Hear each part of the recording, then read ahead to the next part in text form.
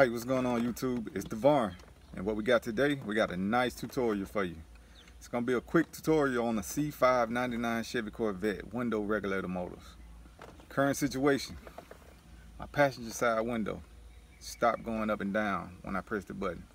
It goes up slightly, but then it goes down slightly as well. So what we're gonna do, we're gonna get inside the door panel, see what the issue is, and we got our new ones we're gonna change out for the old ones. You want to see more of this video? We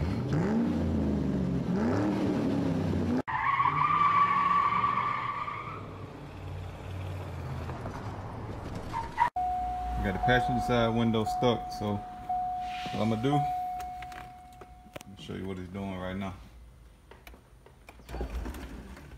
Barely going up. It's not even going. It's stuck.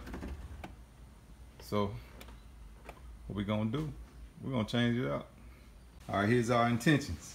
As you see, the window doesn't go any further than what it is right now. So what we have to do is remove the door panel, take it apart, go inside. We're gonna have to unloosen some bolts and screws, take them apart, and you'll see the process. Once we do that, we're gonna remove that old regulator and motor, and we're gonna replace it with this one. So we're gonna take it apart from this glass, and we're gonna install it into the door for the new one. In order to move the door panel, you got to start out by removing this piece that's behind your door handle. Some people have it, some people don't. It's an old model car, so if you don't have it, that's fine. You can purchase them off eBay or Amazon, so it's really not that big of a deal. But this place right here, and you remove that. Once you remove that, you got two screws back here. Then you have to remove those screws, and then once you remove those, you have to remove this. This here snaps off, so this snaps off, and then you have to pop your clips from behind the edge of the door all the way through. Once you pop them, we're going to lift up on the door panel, and it's going to remove.